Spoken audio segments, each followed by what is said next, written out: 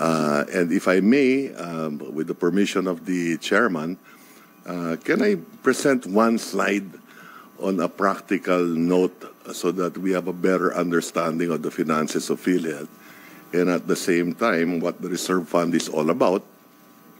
And paano ba kumita ang PhilHealth? Bakit ba naging 500 bilyon ang pera ng PhilHealth?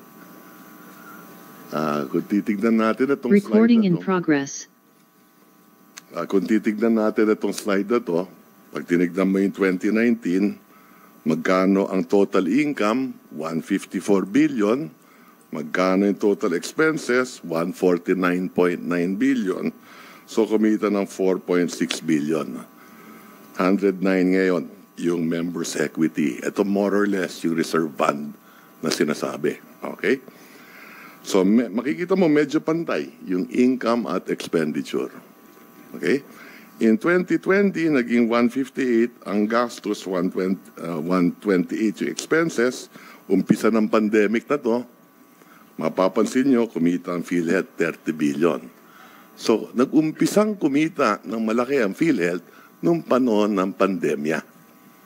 Okay?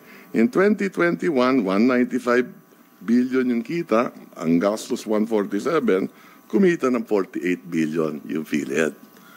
Sa madaling sinabi ulit, nung panahon ng pandemic, doon kumita ang PhilHealth at lumalaki yung kanyang reserve fund. In 2022, may pandemya pa rin tayo, 231 billion yung kita, ang expenses 152, kumita ng 79 billion ang PhilHealth. Okay? Para saan ba ang reserve fund? Hindi ho ba ang reserve fund ay para sa emergency? Katulad ng pandemic? Ang nangyari sa panahon natin ay yung national government umutang ng 3 trilyon para sustenahan ang ating ekonomiya na kung saan napakarami ang nawalan ng trabaho, bumagsak ang ating ekonomiya ng 9.5% contraction, pinakamalaki. So ginastusan ng national government, halimbawa, yung mga vaccine, yung lahat ng gamit, yung frontliners, halimbawa, yung ayuda sa kada bahay, gastos ng nasyonal. Ang PhilHealth ng mga panahon ito, kumita. Okay? Hindi ko minamasama yan. At mabuti nga ang ginawa ng gobyerno, nakaahon tayo sa pandemya. Okay? Kung mapapansin ninyo din dito, members' contribution, government subsidy 2020, 63 billion ang nagastos, 64 in 2020, medyo okay lang. In 21, ito na, lumalaki na. 80 billion in government subsidy, ang benefit expense, magkano dito? 53. Ito mga diferensyang ito ngayon ang kinukuha ng national government. Okay? So, ulitin ko lang. From a practical point of view, nung panahon ng pandemya, hindi gumastos ang PhilHealth, ginastosan ng national government lahat. Tayo ngayon, hanggang ngayon, nagbabayad tayo ng utang na inutang natin nung panahon ng pandemya. Mahigit 3 hanggang 4 na trilyon yan. Okay? Kaya yung debt to GDP ratio natin, nasa 60% ngayon. At remember, ang ating ekonomiya, ngayon pa lang tayo umaarangkada, nag-uumpisa ulit after the pandemic.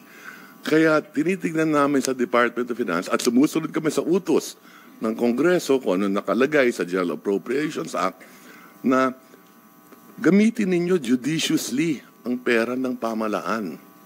So para sa akin, parang bayanihan 3 din to. Economic recovery phase din tayo. May 2 gera pa nangyayari sa buong mundo. Meron trade war.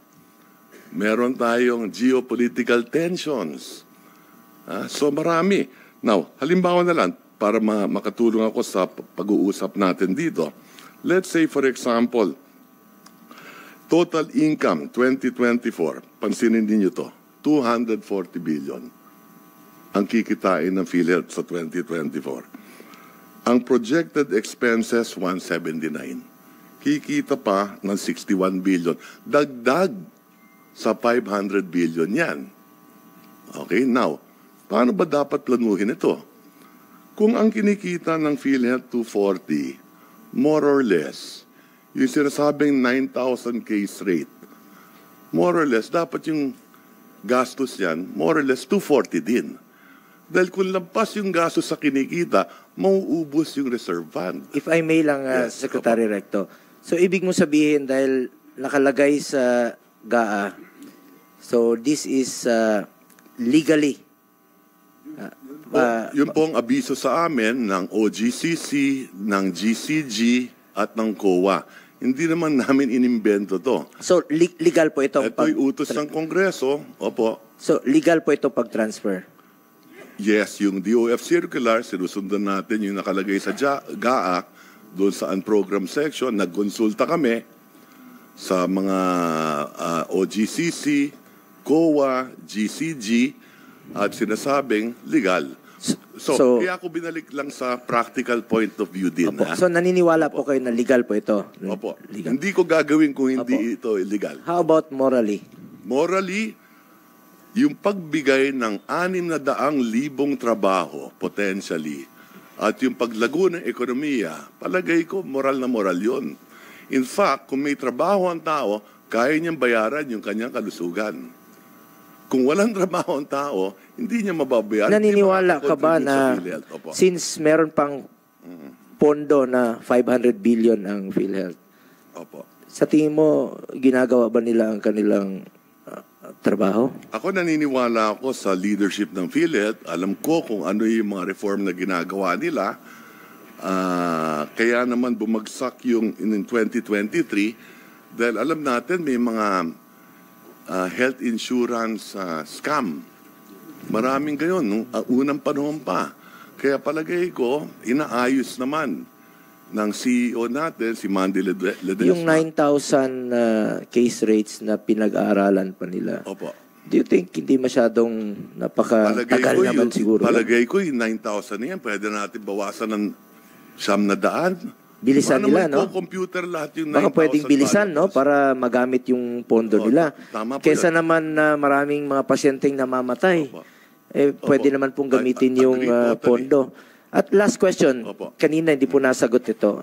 Pwede bang i-spare ang PhilHealth, yung health funds? Pag inutos ng Kongreso, gagawin namin.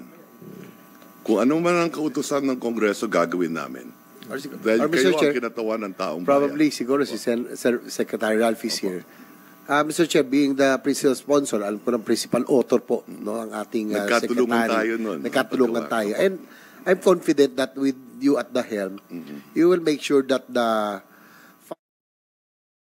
AC ay talagang it will be for the until we realize the full implementation that you are there to make sure that the funding will not be hampered, no? Yes,